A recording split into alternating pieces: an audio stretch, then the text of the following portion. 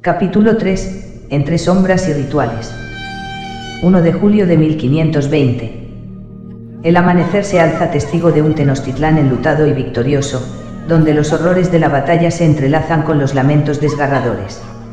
La ciudad, vencedora pero marcada por la pérdida, se sumerge en un abismo de dolor y desesperación. Después de la cruenta batalla en la pasarela, la ciudad queda envuelta en un manto de oscuridad, donde la tragedia y el sufrimiento parecen tener vida propia. Las aguas del lago Texcoco, ahora serenas pero ominosas, reflejan la tragedia ocurrida. Cuerpos mutilados y retazos de carne flotan en su superficie, tiñéndola de un siniestro carmesí. Una habitante llamada Chimalma, con su tesoro de pocos días de nacido en brazos, se adentra entre los cuerpos sin vida, buscando a alguien desesperadamente. Sus ojos se llenan de angustia y tristeza al encontrar el cadáver de su esposo, cuya cabeza ha sido separada de su cuerpo, y sus entrañas cuelgan desgarradas. Sin importarle el deplorable estado en el que se encuentra, la mujer se arrodilla junto al cuerpo y abraza lo que queda de su amado, llorando inconsolablemente mientras profesa su eterno amor. En la calzada, balsas llegan para que los familiares recojan a sus seres fallecidos.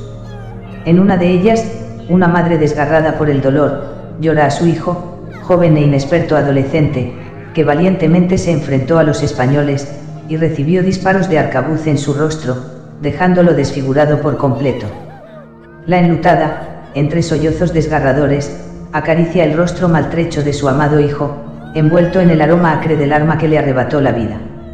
Sus lágrimas se mezclan con la sangre derramada, reflejando el amor inquebrantable que solo una madre puede sentir. En el desgarrador panorama de la tragedia, unos padres y sus dos hijos rodean el cuerpo destrozado de su amado primogénito, Chalchiuhtlicue. Su figura yace sin brazos, con múltiples flechas clavadas en su pecho, una cruel evidencia de su feroz embate contra los invasores. A pesar del horror que los rodea, los familiares desesperados por abrazar a su ser querido no pueden contener su dolor y se lanzan hacia él, hiriéndose con las puntas afiladas de las mismas flechas que atravesaron el cuerpo de Chalchiuhtlicue. El padre, con lágrimas en los ojos y la voz quebrada por el dolor, grita el nombre de su hijo al viento, como si esperara que su voz pudiera alcanzarlo en el más allá. Los hermanos, envueltos en el tormento de la pérdida, lloran y claman por su amado hermano mayor. Las lágrimas de aquellos que lloran a sus caídos se entremezclan con el agua, derramándose en un llanto desconsolado que parece expandir el caudal del lago. Es como si el propio lago, conmovido por el sufrimiento de la ciudad, añadiera su voz a este coro de angustia, reflejando en sus aguas la inmensidad del duelo y la magnitud de la tragedia. Mientras algunos buscan y socorren a los heridos, otros caen presos de la codicia y la envidia. Los mexicas se enfrentan entre sí, disputándose las armaduras y armas españolas, objetos desconocidos y fascinantes que despiertan su asombro y deseo. Los habitantes de la ciudad deambulan entre los cadáveres, aprovechando la oportunidad para saquear las tecnológicas armas de los extranjeros como los arcabuces, cañones, armaduras y espadas.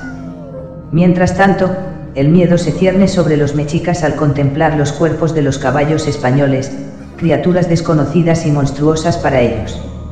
La imagen de estos animales caídos, una vez poderosos y ahora inertes, se convierte en un símbolo de la derrota y la incertidumbre que se abate sobre su civilización. En medio del campo de batalla ensangrentado, Tlali, un guerrero mexica de imponente presencia, cabello largo amarrado y rostro marcado por cicatrices de batallas pasadas, se adentra en la tarea macabra de limpiar los cuerpos sin vida. Organiza a sus compatriotas para separar a los muertos en dos lotes distintos, uno para los caídos de su pueblo y otro para los invasores. Mientras carga los cuerpos, su mirada aguda y curiosa se posa en unas marcas inquietantes, mordidas. Algunos cadáveres muestran una o dos heridas, mientras que otros han sido despojados de su carne, devorados en crudo. Intrigado, Tlali examina detenidamente a un cuerpo español oculto entre los montones de extranjeros caídos. Al hacerlo, descubre algo aterrador: alrededor de la boca de todos los cuerpos mordidos, sin importar su etnia, se encuentran grotescas pápulas con llagas que se van abriendo. Decidido a indagar más, Tlali llama a su compañero de armas, Sihuitl, en su lengua nativa. Mira, cuando abandonamos este cadáver, no tenía estos volcanes en su rostro. Ahora sí los tiene. Hay más como este, le revela en un susurro. Seaweed, con una mezcla de asombro y repugnancia, responde en voz baja: quizás estos demonios regresan a la tierra de una manera diferente a la nuestra. Luego, escupe con desprecio sobre el desangrado cuerpo del castellano, mostrando su desprecio hacia los muertos que les rodean. Tlali, notando la falta de atención de su compañero, decide continuar apilando cuerpos en silencio. Mientras se adentra en los márgenes del lago, entre la espesa vegetación y los despojos de la batalla, sus ojos se encuentran con una visión impactante: un caballo agonizante, apenas respirando. El noble animal lleva múltiples flechas clavadas, heridas de corte y golpes de piedra. Sus patas derechas cuelgan precariamente, sujetas solo por hilos de carne que las obsidianas de los Maquawitls no pudieron cortar. Tlali se queda perplejo ante esa imponente bestia que nunca antes había visto de cerca. Con lágrimas brotando en sus ojos, observa a su alrededor, donde el paisaje se encuentra inundado de cuerpos sin vida y compatriotas que lloran a sus seres queridos. Un torbellino de pensamientos y recuerdos se agolpa en su mente mientras evalúa la devastación que las bestias invasoras han traído a su amado Tenochtitlán. Lleno de furia, Tlali levanta su Maquawitli, en nombre de los caídos y de su dios de la guerra, descarga golpes feroces sobre el maltrecho equino. El caballo, en un doloroso y angustioso trance, soporta las embestidas del enfurecido mexica. El eco de los golpes resuena en el aire, mezclándose con los sollozos y lamentos que envuelven el campo de batalla enlutado. Después de haber reclamado la vida, el alma y la dignidad del equino, Tlali se toma un momento para recuperar el aliento con su mirada fija en la criatura despedazada a sus pies. En ese instante, sus oídos captan un murmullo de voces en una de las estructuras del templo mayor. Su instinto le alerta de la presencia de extraños.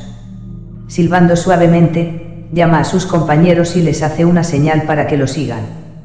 Tlali, acompañado por otros 12 guerreros, se adentra entre los escombros y descubren a 5 cuerpos españoles tendidos boca abajo en el suelo. Con cautela, el astuto mexica se acerca a uno de ellos y golpea una de sus extremidades. La respuesta inmediata en forma de un grito de dolor alerta a los demás españoles de que su estratagema de hacerse pasar por muertos ha sido descubierta.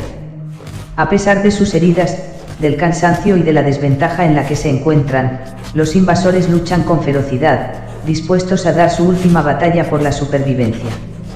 Entre los 5 castellanos, uno destaca por su figura robusta y su brazo amputado. Es Sebastián de las Casas, leal seguidor de Cortés, cuyo rostro muestra signos de hinchazón y golpes. Enfrentándose con todas sus fuerzas, lanza maldiciones hacia sus contrincantes. Muéranse, hijos de perra. No me llevarán vivo. Malditos indios. Si me matan, los esperaré en el infierno. A pesar de la desventaja numérica, los extranjeros logran infligir una herida fatal a uno de los mexicas. Sin embargo, la llegada de refuerzos inclina la balanza en su contra.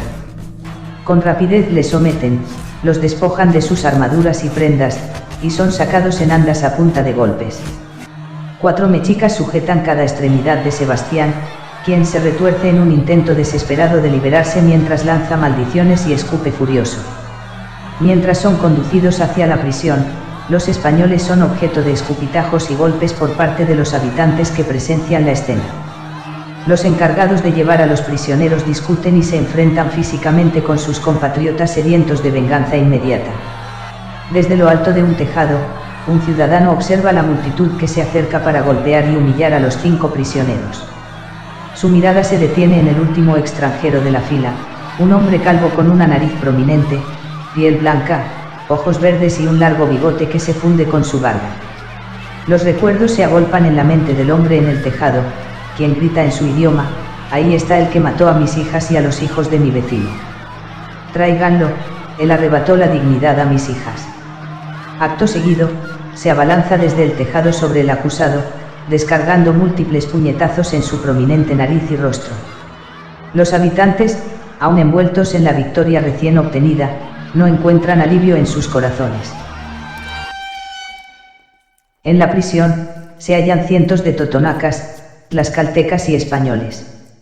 Los prisioneros se encuentran atados a árboles y estructuras de piedras, así como encerrados en diferentes jaulas. Un grupo de mujeres provenientes de la ciudad pareada de Tenochtitlán, llamada Tlatelolco, entran en la prisión, visiblemente disgustadas por la fetidez que emana de los prisioneros y por las heridas expuestas que exhiben.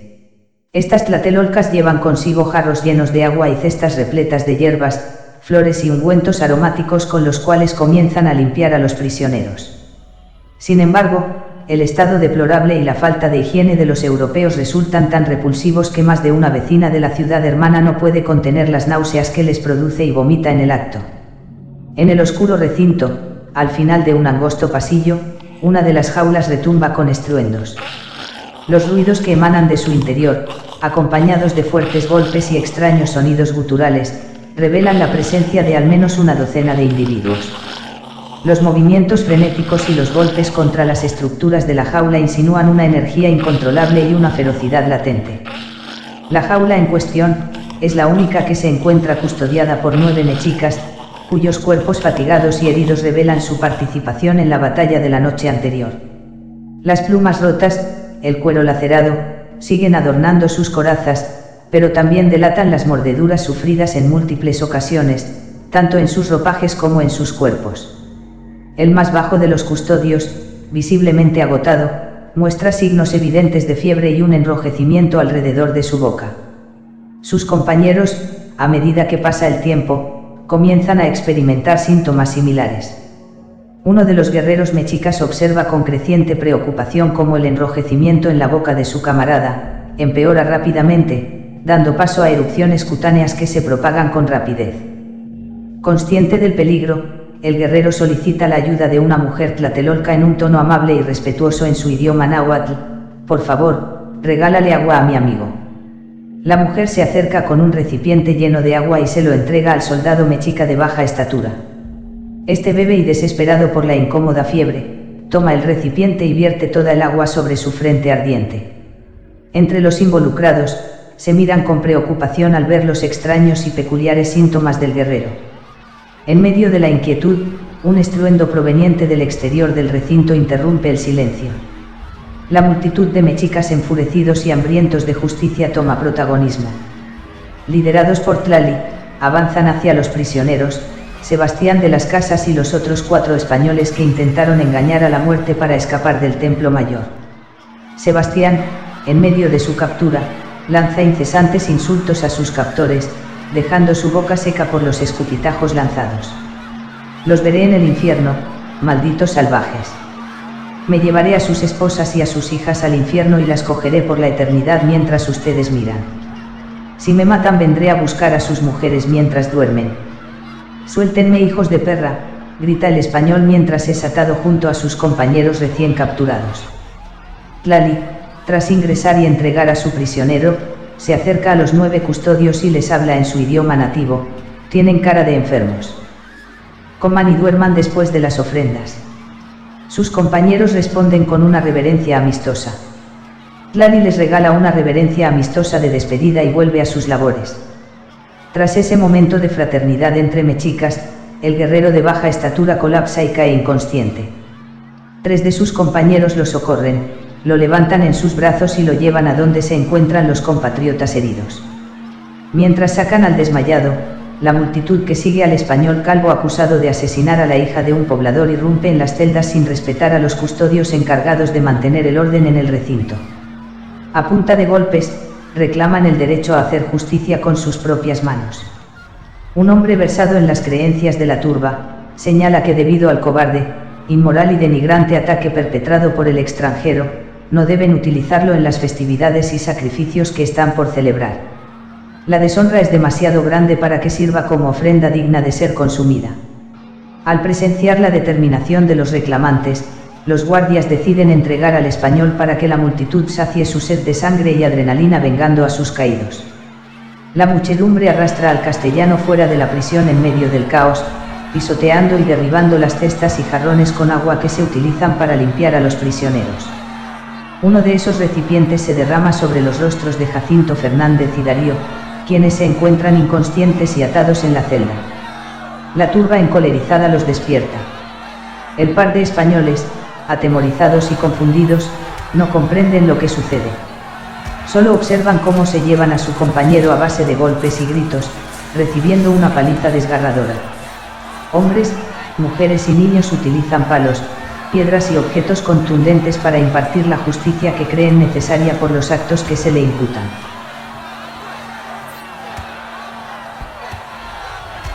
Tras unos largos 10 minutos de golpizas, un guerrero llamado Zoyektin, de enorme estatura y corpulento, golpea con fuerza sobrehumana su macuahuitl lleno de obsidiana contra las extremidades del linchado, dejándolo sin piernas ni brazos. Acto seguido, a la vista y aceptación de todos los presentes, clava una enorme lanza en el recto del hombre, atravesándole las entrañas hasta que la lanza sale ensangrentada desde dentro de la boca hacia afuera. Los últimos espasmos del cuerpo empalado se celebran mientras el mutilado es alzado como símbolo de victoria y gloria. Jacinto, Darío y Sebastián de las Casas, junto con todos los demás prisioneros presentes, reflejan el terror y el pavor en sus rostros ante el linchamiento del hombre. Más de uno se quiebra en llanto y súplicas. Fernández, apenas consciente de la situación, le dice a su compañero con quien comparte el pilar al que están atados: «Oye, Darío, estos indios nos van a sacrificar. ¿Por qué van a hacer eso si somos sus enemigos? ¿Quién se come a su enemigo? ¿Quién es tan demente para comerse a quien odia?», pregunta Darío con una voz baja y dificultosa debido a las múltiples contusiones y pérdida de piezas dentales causadas por la paliza que sufrió en su captura. «No importa si somos sus enemigos, mi hermano me dijo que nos van a sacar el corazón. No como nosotros, que tomamos la sangre de quien nos ama», responde Jacinto mientras chupa el agua derramada de los recipientes en el suelo. «¿Te refieres a Cristo?», responde Darío.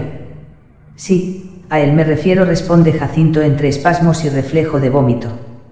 Mientras tanto, un grupo de mujeres tlaxcaltecas que han sido testigos de las condiciones y tratos que les han dado como prisioneros, se desmoronan emocionalmente y comienzan a gritar, llorar y suplicar que no los maten. Una de ellas grita el nombre de su hijo, esperando que esté entre los apresados. La angustiante escena, a pesar de estar en un idioma que los españoles no entienden, se comunica a través del lenguaje verbal universal del dolor humano. Los españoles, católicos y fanáticos, se contagian de la angustia colectiva y claman a Dios que los ayude. «Sálvame, por favor, Señor, sálvame. Te prometo que no voy a pecar nunca más. Alabado seas Dios mío, ayúdame, ayúdame», gritan desesperados los europeos. Algunos rezan el Ave María, otros encuentran consuelo en el Padre Nuestro, y algunos comienzan a confesarse entre murmullos mientras son despojados de sus prendas desaseadas, llenas de orina y excrementos acumulados durante semanas que las tlatelolcas deben limpiar. La prisión, que antes parecía un cementerio, ahora se asemeja a un panteón de lamentos y desesperación. Sebastián, el custodio de la improvisada prisión bajo el dominio de Cortés mientras ocupaban el templo, no cesa en sus amenazas y maldiciones hacia sus captores. El deprimente escenario parece no tener efecto en su ira y descontrol. Sin embargo, quien comienza a verse afectado por la situación y la desesperación colectiva es Darío. Al observar a su alrededor y escuchar los lamentos, empieza a temblar y entra en estado de shock. Su rostro pasa de la inexpresión a mostrar una frente arrugada y un profundo puchero que acompaña su llanto desgarrador, silenciando las expresiones de dolor de los demás. «Señor, perdóname por lo que he hecho. Señor, por favor. No me dejes ahora», suplica Darío mientras las lágrimas y mucosidades se desbordan por su rostro. El ballestero Fernández, ante semejante ambiente y al ver a su compañero en tan angustiado estado, se contagia de la desesperación y comienza a derramar lágrimas. Vaya, un Fernández llorando por su vida y no por sus negocios. Esas mierdas no se ven todos los días. Quizás es una señal de buena suerte, exclama el gordo Sebastián, que está a unos metros a la derecha de Darío y Jacinto. «No fastidies ahora, grandísimo hijo de perra», le responde este último. «Pensé que todos los Fernández eran hombres duros como tu padre. De esos hombres que el mundo entero los conocerá por sus negocios y harem. Por estar llorando como niñita es que no te incluyen en sus negocios», le responde de las Casas. Fernández, de manera efusiva, le contesta: «Cállate, regordete bastardo, apuesto que tu madre hubiera lamido gratuitamente la polla hedionda de mi padre después de navegar en alta mar con sus putas llenas de sífilis. Quizás lo debió haber hecho. ¿Quién sabe? Tal vez somos medios hermanos. Yo nunca sería hijo de un Fernández, le contesta Sebastián. En ese momento, Darío, que no ha detenido su llanto, comienza a sufrir una crisis, su ritmo cardíaco aumenta, su respiración es agitada y grita pidiéndole perdón a Dios mientras se retuerce: ayúdame, por favor Señor. Te lo pido, perdóname por lo que le hice a esas niñas. No sabía lo que hacía, por favor, perdón, perdón, perdón. Sebastián de las Casas se percata de los lamentos de Darío y le grita: oye Medina, no te lamentes ahora, lo que hicimos en Cholula fue para sobrevivir. Si no hubiéramos hecho eso, nos hubieran matado a nosotros. No lo molestes en sus últimos momentos de vida. Deja que su muerte esté rodeada del arrepentimiento de sus pecados. Intervino Jacinto. ¿Perdón de pecados?, pregunta Sebastián en tono sarcástico. Ese maldito es igual que tú o yo, no tiene perdón de Dios. Mejor dicho, no tenemos perdón de Dios. Dudo que Jesús nos perdone por haber cogido esas vírgenes. Darío, al escuchar las palabras de las Casas, se hunde más en la angustia que lo acongoja. Entre los lamentos y súplicas desesperadas de los prisioneros, un sonido distante va ganando protagonismo con cada instante. Los mexicas resoplan cuernos, percuten tambores y entonan cánticos ceremoniales de festividades y sacrificios. En ese momento, un hombre de gran autoridad llega, y todos muestran profundo respeto ante su presencia. Él da la orden de llevar a los prisioneros a las pirámides. Decenas de guerreros ingresan en la prisión y atan a los cautivos con cuerdas y palos que se aferran a sus cuellos, brazos o cinturas. Abren las jaulas que albergan prisioneros de todas las edades. Los niños y niñas prisioneros están pintados y adornados con flores y distintos ropajes, en una macabra preparación la cual sobrellevan llorando. De repente, ruidos guturales emergen de esa jaula y más de una docena de muertos vivientes, entre ellos tlaxcaltecas y algunos compañeros de los españoles involucrados en el motín contra Cortés como Miguel, Bernardino, Diego Cervantes y el virulento Francisco Eguía, se arrastran y retuercen hacia el exterior. A diferencia de los demás prisioneros, estos seres están amarrados de la misma manera, con cuerdas y palos anclados a sus cuellos, brazos o cinturas, pero su custodia es más rigurosa y están rodeados de una mayor cantidad de personas que los vigilan y guían a punta de golpes y empujones. Los guardias mexicas sufren mordiscos cada vez que intentan acercarse a estas criaturas siniestras. Sin embargo, a pesar del peligro que representan, los captores no tienen intención de desviarlos de su destino planeado para ellos. La situación se vuelve aún más tensa mientras estos muertos vivientes, controlados con esfuerzo, avanzan junto con los demás prisioneros hacia las pirámides. Jacinto Fernández, al divisar el inusual actuar de sus colegas, carraspea y grita: Diego, Diego, Miguel, Bernardino. ¿Qué les pasa? ¿Por qué tan endemoniados? Mientras grita, observa que sus bocas tienen erupciones cutáneas y sus cuerpos presentan heridas mortales que no parecen afectarles. Jacinto guarda silencio observando y pensando lo inusual y tétrico del nuevo estado de sus compatriotas. A unas cuantas manzanas del Templo Mayor, en toda el área de la calzada repleta de cuerpos, se alzan dos montículos formados por inertes y fríos despojos, una amalgama de cadáveres extranjeros y locales. A pesar de la victoria de los habitantes de Tenochtitlán, su montaña de muertos se eleva aún más alta y abarca una mayor área en su sombría composición. Tlali, tras entregar a sus 5 prisioneros, retoma sus tareas de trasladar a los fallecidos. El curioso mexica regresa esparciendo el rumor de que es necesario vigilar a los enemigos, ya que algunos fingen su muerte y cuando nadie los observa, se coordinan sigilosamente para escapar. Un par de hombres mayores trabajan en conjunto, llevando los cuerpos de los difuntos hallados por sus familiares a sus respectivas casas. Uno de ellos carga el cuerpo de un compatriota, un guerrero águila cuya espalda es musculosa. Su vestimenta denota su rango como guerrero. A simple vista, sus heridas son evidentes: degollamiento, múltiples mordeduras y erupciones cutáneas que exudan líquidos turbios y sangre coagulada. Las heridas son tan profundas e invasivas que, incluso con su boca cerrada, se pueden ver partes de su dentadura y encías a través de ellas. Mientras lo llevan, el cuerpo comienza a manifestar espasmos en sus extremidades, lo que lleva a los hombres a pensar que aún está vivo. Deciden posarlo boca arriba en el suelo y uno de ellos llama a un tercero para que le traiga agua al guerrero. Cada movimiento del cuerpo viene acompañado de un inquietante crujido de huesos. A pesar de que parecía muerto antes, el guerrero mexica ahora abre los ojos y se levanta de manera torpe, lenta y con perturbadores crujidos en cada movimiento. Sin pronunciar palabra alguna, emite rugidos guturales. Los dos hombres, incrédulos ante la situación, no se alejan, por el contrario, se acercan lentamente. Sin previo aviso, el guerrero exánime se abalanza sobre uno de ellos y le da un mordisco que arranca parte de su mejilla mientras lo agarra con sus muertas manos. Sin perder tiempo, comienza a devorar la carne al instante.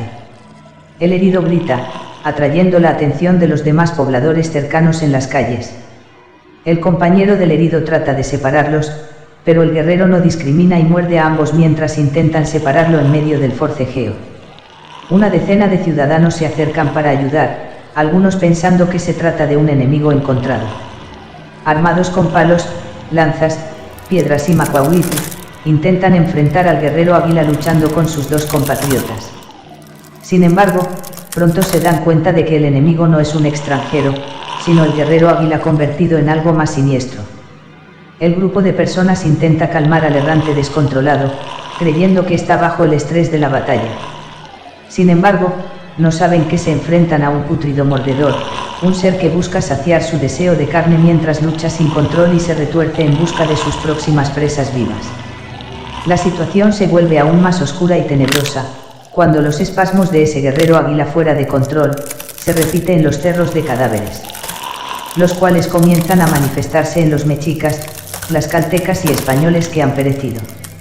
Los cuerpos, que antes yacían inertes, se agitan con movimientos espasmódicos, desde los ligeros movimientos en las falanges de los dedos hasta el torpe levantarse de sus formas mutiladas. Sorprendentemente, estos seres reanimados no parecen sentir dolor o malestar, incluso si les falta alguna extremidad u órgano vital. El tétrico crujir de sus huesos resuenan en toda la plaza, erizando la piel de Tlali y sus compatriotas, quienes observan con horror la infernal escena que se desarrolla ante sus ojos. Atónitos y temerosos, retroceden lentamente sin dejar de mirar el escalofriante levantamiento de muertos. Los exánimes, rodeados de otros cadáveres recientes, no pierden tiempo y comienzan a devorar la carne de cualquier cadáver que no haya sido reanimado. Desgarran y mastican la carne cruda, esparciendo trozos entre sus dientes y bocas llenas de pápulas y fluidos turbios. En ese preciso instante, Xihuitl, compañero de Tlali, emerge entre la multitud y observa cómo algunos españoles cadavéricos se ponen en pie, sus huesos crujen y gimen con sus bocas llenas de pápulas. Los extranjeros escapan. «Vamos tras ellos», exclama Xihuitl en voz alta, lo suficiente para captar la atención de los reanimados, que al percatarse de la multitud, se vuelven hacia ellos y los observan. Los rugidos de los seres se vuelven más intensos y su andar se acelera en dirección a los vivos. Sin importar a qué bando pertenecía el muerto en vida, ahora se abalanzan sobre cualquier persona que se cruce en su camino y la muerden en cualquier parte de su cuerpo. Los gritos desesperados de pavor llenan el aire, entrelazándose con los rugidos de los mordedores que no muestran piedad mientras devoran cruentamente a sus víctimas. Los pobladores que llevan alguna indumentaria no dudan en usarla para golpear y repeler a las bestias, pero los mordedores no presentan síntomas de agotamiento ni indicios de detener sus ataques caníbales.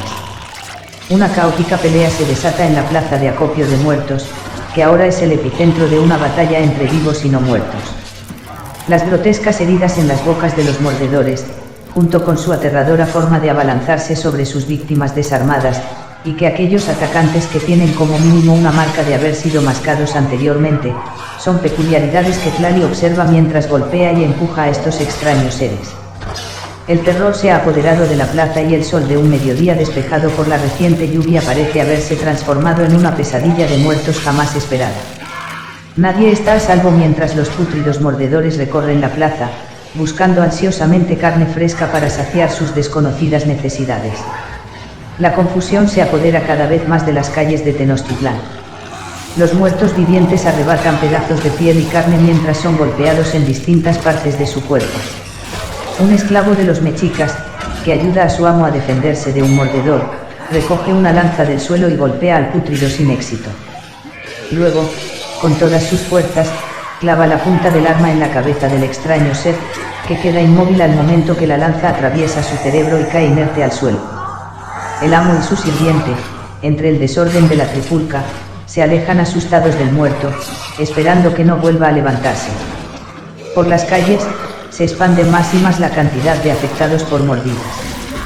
Para los locales que acostumbran bañarse hasta 2 veces al día, las nauseabundas heridas de los errantes emanan un olor a carne descompuesta, lo cual provoca vómitos y arcadas en las víctimas que ven de cerca a sus infernales atacantes. El desorden público atrae a guerreros mexicas que acuden por los gritos de auxilio. Estos combatientes se acercan corriendo y lanzando flechas a los atacantes, pero los muertos vivientes no caen a pesar de recibir múltiples flechas en distintas partes del cuerpo. Solo cuando un arquero apunta cuidadosamente y dispara su proyectil hacia la cabeza de un mordedor, este cae al piso sin volver a levantarse. Lali, mientras lucha por reducir a uno de los podridos, se percata de aquellas flechas que no dañan a los errantes cuando son alcanzados en el pecho o extremidades, pero que los anulan cuando les atraviesan la cabeza. A medida que aumenta el número de víctimas de mordeduras y personas que se acercan a ayudar, también crece la cantidad de muertos que comienzan a reanimarse y enfrentarse a los vivos, con un reflejo espeluznante por devorarlos. Las palizas caen a montones mientras los errantes despedazan a sus víctimas. Estos no atacan organizadamente, solo responden al movimiento y ruido del ser vivo más cercano y se acercan de manera torpe pero imparable, devorando los crudos y derramando torrentes de sangre que tiñen las paredes de casas y edificios en la urbe mexica. Mientras tanto en los templos, las conchas y cachos resoplan con sonidos profundos y misteriosos, anunciando la llegada de una festividad sagrada en Tenochtitlán. Los tambores retumban en la distancia, marcando el compás para los inminentes cantos y bailes que despliegan en las plazas a los pies de las majestuosas pirámides, erigidas como centros de sacrificios en honor a los dioses. Bailarines y bailarinas, vestidos con coloridos trajes y adornados con exquisitas plumas y piedras preciosas, se preparan para llevar a cabo sus danzas ancestrales. Sacerdotes, nobles y aprendices se unen al fervor festivo, desplegando su destreza y conocimiento en cada movimiento y canto. El aire vibra con energías cargadas de venganza y sangre, como testimonio de las victorias obtenidas sobre los enemigos recientes. Las danzas llevan consigo un simbolismo antiguo, honrando a los dioses y forjando la conexión entre el mundo mortal y lo divino. Los templos, imponentes estructuras de piedra, se alzan como guardianes sagrados de la esencia mexica. Las estatuas de las deidades, con sus ojos misteriosos y serenas sonrisas, son adornadas con flores y emplumados, recordando la presencia constante de lo divino en la vida cotidiana. En medio de la exultante multitud que celebra y acompaña los ritos sagrados, Cuitláhuac, el nuevo Tlatoani de los mexicas, se yergue glorioso en la cúspide del templo mayor. Aunque el pueblo está devastado por el luto, encuentra el espacio espiritual para mantener viva su ancestral tradición y rendir tributo a los dioses. El líder del pueblo levanta sus manos y las cierra en señal de silencio, gesto al que los pobladores obedecen de inmediato.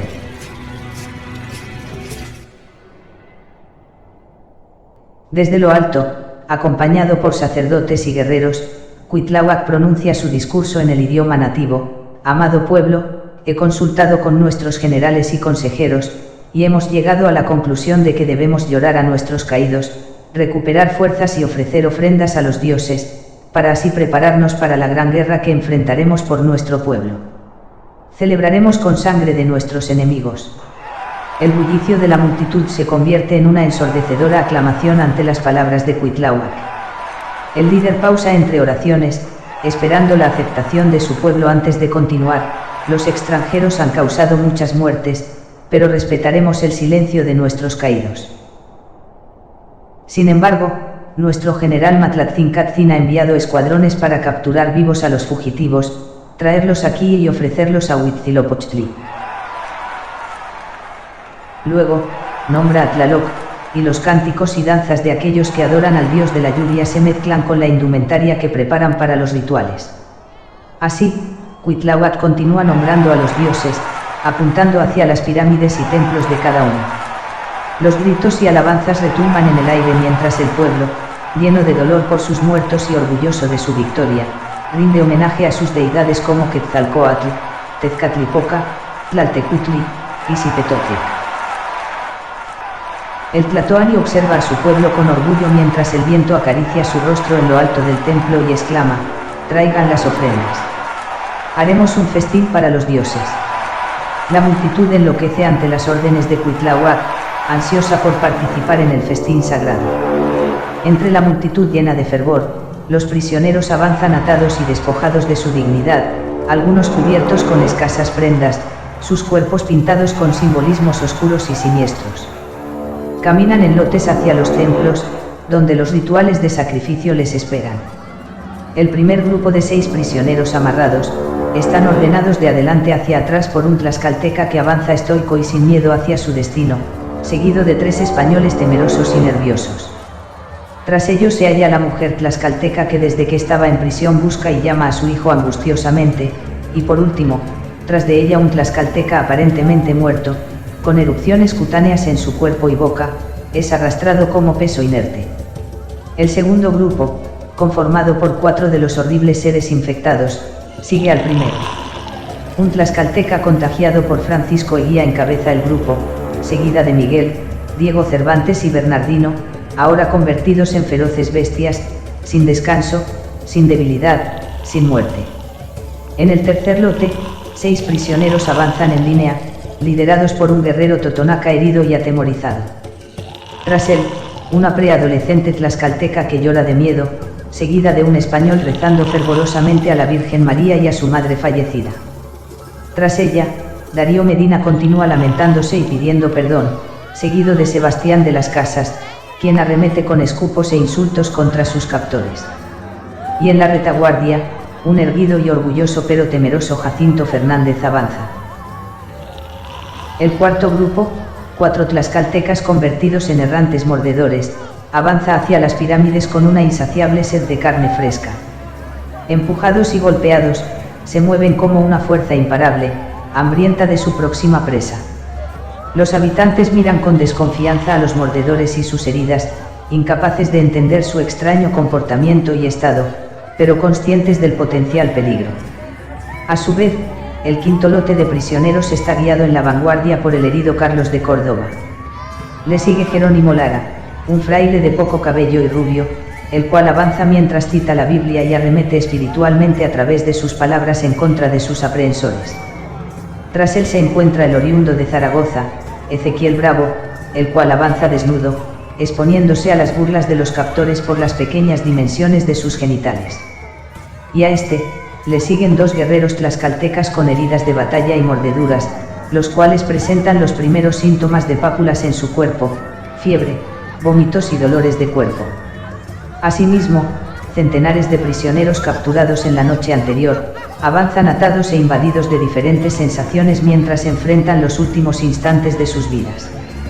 Dirigidos a distintas pirámides, sacerdotes, asistentes y guardias esperan en lo alto, aguardando el momento del sacrificio.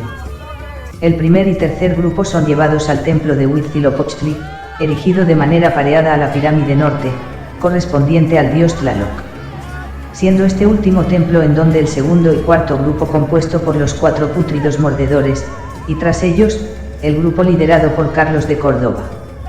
Con paso tembloroso y atado, el primer prisionero es llevado a la cúspide de la pirámide de Huitzilopochtli.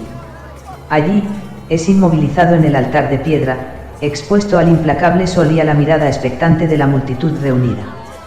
Un sacerdote se alza sobre él, portando cuchillos de obsidiana brillantes. Con una voz ensordecedora, el sacerdote entona alabanzas a Huitzilopochtli, invocando su poder y favor. Luego, con movimientos precisos y experimentados, hunde el cuchillo en el pecho del tlaxcalteca, abriendo una herida profunda que revela su palpitante corazón. Los cánticos de la multitud se elevan en un crescendo ensordecedor. Con reverencia, el sacerdote eleva el corazón ensangrentado hacia el cielo, ofreciéndolo al dios de la guerra como tributo divino. El cuerpo del sacrificado es empujado hacia adelante, cayendo de manera simbólica a los pies de la pirámide. Es en este momento que la multitud se desata en una vorágine de exaltación y pasión. La excitación del sacrificio los consume y liberan sus más primitivos y espirituales instintos. Los españoles, desconcertados y ajenos a la brutalidad de los rituales, contemplan con horror la macabra escena que se desarrolla frente a sus ojos. Llenos de desesperación, intentan liberarse, suplicando y llorando en vano por su libertad. Sin embargo, los implacables asistentes mexicas los reducen e inmovilizan sin piedad, forzándolos a ocupar los altares de sacrificio. Las víctimas europeas se sumergen en gritos de súplicas a Dios para que les libere, pero el implacable filo y espiritualidad de la liturgia mexica no responden a sus plegarias. Uno a uno los corazones son sacados y entregados para su tratamiento ritualista. Mientras sacrifican al primer grupo en el templo de Huitzilopochtli, en el templo contiguo dedicado a Tlaloc, los guerreros orgullosamente entregan a los pútridos errantes. El noble mexica a cargo de los prisioneros observa con atención las mortales heridas que los marcan y cuestiona a los custodios, ¿por qué no se mueren? Esas heridas lo debió matar hace mucho. ¿De dónde vienen? ¿Qué son esas heridas en sus bocas? No lo sé. Solo sabemos que al ser difíciles de matar, son un regalo perfecto para Tlaloc, responde el guardia. El noble decide entonces, si estos hombres son tan poderosos, beberemos su sangre para saciar la sed de la inmortalidad. Con un gesto de sus manos, ordena que prosiga el rito. El primer exánime es colocado en el altar, y el anciano sacerdote extrae el corazón sin latidos para devorarlo. Con una mueca repulsiva por el sabor amargo de la sangre, el sacerdote escupe el pedazo de corazón, dejando a los asistentes sorprendidos por su desprecio a la ofrenda. Avergonzado y confundido, el anciano observa cómo la ofrenda, a pesar de carecer de corazón, sigue mostrándose implacable, tratando de liberarse y morder a sus captores. Ante la mirada de su pueblo, decide volver a comer otro pedazo de corazón amargo, que traga con disgusto. Después de consumir todo el órgano, los guardias deciden decapitar al inmortal errante en el altar, arrojando su inerte cadáver por las escaleras. La cabeza, aun emitiendo gruñidos, es colocada con temor y asombro en estacas en lo alto del templo, pero en el momento que la estaca atraviesa el cerebro, se detiene todo tipo de movimiento y sonido. El dantesco escenario de muertos vivientes siendo sacrificados para rendir culto a un dios mexica vinculado a la vida, la muerte y la resurrección, parecen una enorme ironía y consonancia cósmica totalmente desconocidas para los habitantes de Tenochtitlán y sus prisioneros. Miguel es el siguiente errante en ser procesado, observado desde debajo de las pirámides por Jacinto Fernández y Darío Medina, quienes esperan su turno de sacrificio. Ambos se miran con incomodidad y miedo ante la inusual conducta de sus antiguos colegas. Darío se retuerce entre lágrimas, suplicando misericordia, y sus compatriotas españoles se contagian de su angustia. Sebastián de las Casas increpa a Medina, deja de llorar y muere como un hombre. Darío, entre llantos, responde, si muero así, mi alma no irá al cielo, y no me reuniré con mis padres. Jacinto interviene, si le pides perdón a Dios antes de morir, Él te recibirá. Cállate Fernández, exclama Darío, desesperado. Dios no ha respondido mis súplicas desde hace mucho. Anoche, en la calzada, le pedí que si sobrevivía a esa jornada, pagaría mis pecados, y mira dónde estoy, a punto de ser devorado por estos paganos hijos de perra. Ni siquiera traigo el crucifijo que me regalaron mis padres antes de morir, añade apenado. Las palabras de Medina dejan en silencio a Jacinto, mientras que Sebastián se derrumba emocionalmente, temblando y llorando, mostrando una faceta opuesta a su usual personalidad apática y vulgar. Mientras Fernández observa cómo a Miguel le dan el mismo destino que al errante anterior, repitiéndose el disgusto por el mal sabor de sus corazones, comienzan a posicionar a Diego Cervantes en el altar. El resto de guardias mexicas obligan a su grupo a escalar la pirámide de Huitzilopochtli. Empujados y golpeados por los guardias, los prisioneros suben con dificultad. Darío, afectado emocionalmente, pierde el control de su esfínter y se orina involuntariamente mientras asciende, sumando aún más a su desdicha. A mitad de camino, los guardias mexicas detienen a los prisioneros españoles y abren espacio para otras ofrendas. Los españoles se sienten confundidos al escuchar relinchos de caballos que llenan el aire. Los mexicas han capturado un grupo de equinos y los llevan hacia las pirámides.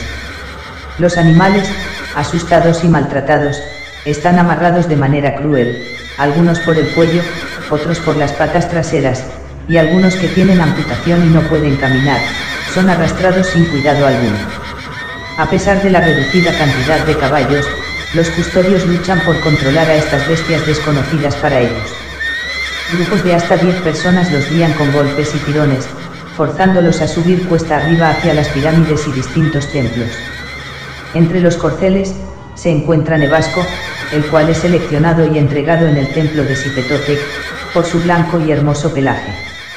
El corcel, asustado, hambreado y herido, relincha angustiosamente mientras lo desuellan vivo por sacerdotes y asistentes que le sostienen. Los angustiosos gemidos se funden con las ovaciones mexicas y los rugidos de los muertos vivientes, quienes, amarrados, siguen luchando por abalanzarse y masticar a los vivos. Además, se suman los llantos desesperados de los españoles que son testigos de cómo maltratan a sus caballos y camaradas, aguardando con angustia su momento de ser sacrificados para deidades extranjeras.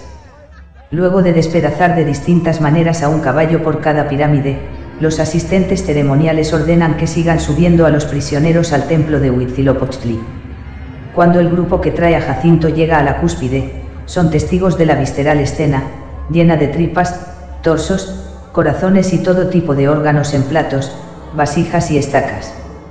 El primero en ser desamarrado es el Totonaca, que rendido ante la situación no ofrece resistencia y se posiciona en el altar. Su muerte, silenciosa pero cruda, es observada en detalle por los españoles que le acompañan en la fila. La siguiente ofrenda es la joven tlaxcalteca, que llora mientras la inmovilizan en el altar, y sin reparo la despojan de su corazón latente que devoran antes de que se desvanezca por la pérdida de conocimiento. El siguiente prisionero es el español que solo ha orado a la Virgen María y a su madre para que le salven, sin perder el control, pero estando a puertas de su inevitable destino, el hispano comienza a vomitar en un reflejo de nerviosismo. Al ver eso, el sacerdote indica que no comerá su débil corazón y ordena su decapitación. Un guerrero águila, que acompaña la ceremonia, se adjudica el acto de enviar al extranjero a la otra vida y con su arma incrustada de piedras de obsidiana, descarga 2 implacables golpes en el cuello de la víctima, separando la cabeza de su cuerpo, el cual es lanzado a los pies de la pirámide dejando una estela de sangre en su recorrido. El angustiadísimo Darío Medina es desamarrado para ser llevado al altar y este, entre sus nervios y delirio, reza el Padre Nuestro entre dientes. Darío es obligado a acostarse en el altar. El sacerdote levanta el cuchillo de obsidiana para clavárselo, mientras Medina grita y se agita desgarradamente, pero es entonces que las aclamaciones se ven interrumpidas por la caída de los 2 sacerdotes que comieron los corazones de los primeros 3 muertos vivientes, desde la punta de la pirámide de Tlaloc hasta sus pies. Los mexicas se acercan a auxiliar a sus mentores espirituales que vomitan desenfrenadamente.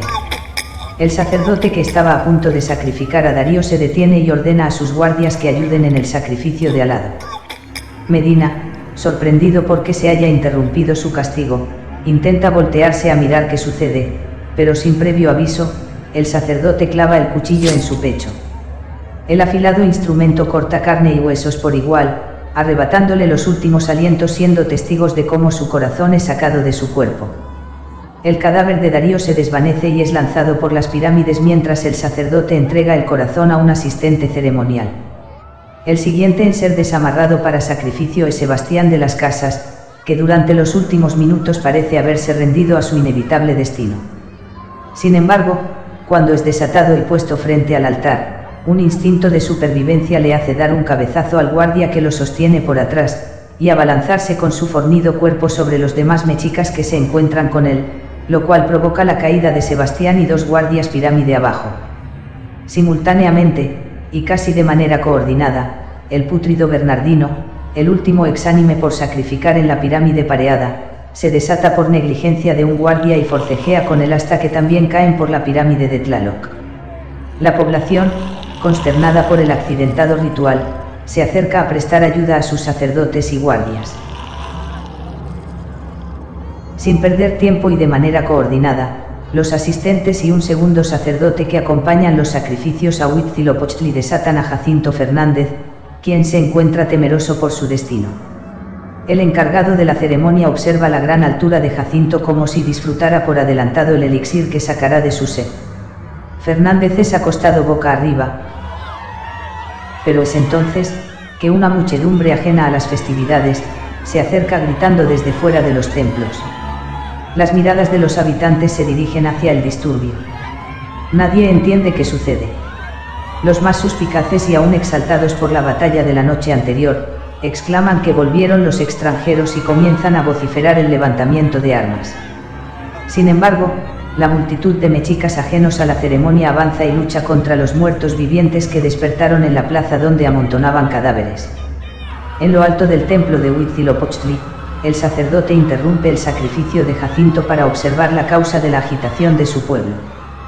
Pero en ese instante, mientras los mexicas miran desde lo alto, el cadáver del tlaxcalteca contaminado con pápulas que fue sacrificado en el primer grupo, el cual dejaron en la cúspide para desollar más tarde, comienza a manifestar espasmos y gruñidos guturales. El ensordecedor bullicio de la multitud enmudece la presencia del exánime, que se arrastra desde atrás y muerde al sacerdote. Este último da un enorme grito que pone en alerta a sus ayudantes, los cuales se abalanzan sobre el errante que usa sus manos para tomar a su víctima y mascarla. Los guardias que sostienen a Jacinto lo sueltan, y este aprovecha de descargar una patada contra los hombres que forcejean con el pútrido mordedor, y así precipitar su caída de la pirámide, quedándose solo en la punta del templo. El caos se apodera de la festividad mexica. Mordedores atacan a la población indiscriminadamente. Avanzan de manera implacable aunque muertos estén. Arrancan y desmiembran a cualquiera que esté junto a ellos. Los custodios de los prisioneros abandonan sus posiciones para prestar ayuda a sus compatriotas.